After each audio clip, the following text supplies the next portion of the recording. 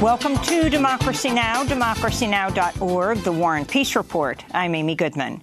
New details emerged over the weekend in the mass shooting in Virginia Beach in which a gunman opened fire on a municipal building, killing 12 people. 4 people remained in critical condition Sunday. The gunman, 40-year-old Dwayne Craddock, who also died from gunshot wounds, had worked at the site of the massacre for 15 years as an engineer.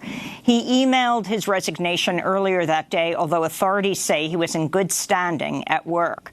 From 1996 to 2002, he was a member of the Virginia National Guard. Authorities say the gunman used 2 legally bought .45 caliber pistols and that they found 2 more firearms at his home. No motive has been found for the mass shooting. On CBS's Face the Nation Sunday, Democratic Virginia Senator Mark Warner called for congressional action on gun control. This just doesn't happen in other civilized nations at this level of violence. I've felt that we ought to take steps against assault weapons. The suppressors, I'd like to hear what the legitimate reason is in terms of either self-defense or hunting. Friday's rampage was the deadliest mass shooting in the U.S. so far this year. Homeland Security's internal watchdog warned of dangerous overcrowding at migrant prisons on the U.S. southern border. In a report released Thursday, inspectors said they saw 900 people jammed into facilities in El Paso, Texas, intended for a maximum capacity of 125 people. Some of the imprisoned migrants were forced to stand for days due to lack of space, while some had to stand on toilets to get breathing space. The report advised Customs and Border Protection to take immediate steps to remedy the situation. President Trump has sought to place blame for the increase in migrants on the Mexican government. On Thursday, he threatened to impose a 5% tariff on Mexican goods starting next week until Mexico cracks down on Central American migrants heading for the U.S. border. The tariff would increase 5% every month until it hits 25%. Mexican officials are set to hold talks with the Trump administration this week. In more news from the border, Johanna Medina, a transgender asylum seeker from El Salvador, died while in ICE custody on Saturday, according to several LGBT groups and advocates who knew her. Medina had sought medical treatment for over 2 months for complications related to HIV/AIDS before finally being transferred to an El Paso hospital, but did not survive. Johanna Medina is believed to be the second transgender migrant to die in immigrations and Customs Enforcement custody since Trump became president. In Missouri, a judge granted a temporary restraining order to Planned Parenthood, allowing the state's only abortion clinic to remain open after health department officials refused to renew its license. The fate of the clinic is still uncertain, however, and another hearing is scheduled for Tuesday. In the Sudanese capital, Khartoum, at least 9 people have been reported killed after military forces raided an ongoing sit-in in front of the Defense Ministry Monday morning. Soldiers reportedly launched tear gas, followed by sound grenades to disperse protesters before opening live fire. Demonstrators from a range of civil society groups are demanding a civilian transitional government following the overthrow of President Omar al-Bashir in April after a months-long popular uprising and the military's subsequent government takeover. Protesters moved to other parts of the city to continue their demonstration. Last week, Sudanese authorities shut down Al Jazeera's Khartoum bureau and banned the outlet's reporters. In Honduras, protesters set fire to the front of the U.S. Embassy in the capital, Tegucigalpa, Friday. No injuries were reported. The fire came amidst massive protests against plans by President Juan Orlando Hernandez to privatize health care, pensions, and education. This is protester and activist Wilfredo Mendez. Hopefully the U.S. congressmen and senators who are Democrats can present this message with force to the Trump administration, who is supporting this dictator, Juan Orlando Hernandez. This is a clear expression of repudiation to a U.S. administration that has supported a dictatorship and turned its back on the Honduran people. In Jerusalem, hundreds of ultra-nationalist Jewish settlers entered the Al-Aqsa Mosque on Sunday, flanked by heavily armed Israeli forces, provoking protests by Palestinians. Palestinians. Police arrested 7 people using tear gas, rubber bullets, and pepper spray to disperse the protesters. It was the first time in 3 decades that Israel allowed Jews into the site during the final days of the Muslim holy month of Ramadan, and came on Jerusalem Day, an Israeli commemoration of the 1967 occupation of East Jerusalem. President Trump is in the UK for a state visit amidst both public and political opposition.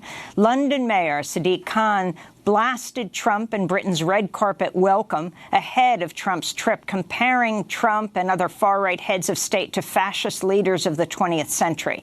In an op-ed for The Guardian, Mayor Khan took aim at Trump's family separation policy, his defense of the 2017 white supremacist rally in Charlottesville, and the Muslim travel ban. Sadiq Khan is the first Muslim mayor of London. In an interview with the Sunday Times ahead of his visit, Trump said Britain should refuse to pay the nearly $50 billion Brexit bill and walk away if they do not get what they want from the EU in the contentious deal. Trump also recently said former Foreign Minister Boris Johnson would make an excellent replacement for Prime Minister Theresa May, who's set to leave office at the end of this week after resigning over her failure to pass a Brexit deal in Parliament. President Trump and First Lady Melania were welcomed at Buckingham Palace by Queen Elizabeth and Prince Charles today. The Duchess of Sussex, Meghan Markle, was not present. Trump called Markle nasty during an interview with The Sun after he learned she came out against his 2016 candidacy, calling him misogynistic and divisive. Trump denied making the comment about Markle, who's African-American, but Trump's own re-election campaign put out a recording and transcript of the interview showing he did call her nasty. In Canada, a national inquiry found the disappearance and murder of thousands of Indigenous women and girls over decades amounts to a Canadian genocide. The report, which is obtained by CBC News ahead of its official release today, says, quote, "We do know that thousands of Indigenous women, girls, and two-spirit, lesbian, gay, bisexual, transgender, queer, questioning, intersex, and asexual have been lost to the Canadian genocide to date and are the result of, quote, state actions and inactions rooted in colonialism and colonial ideologies."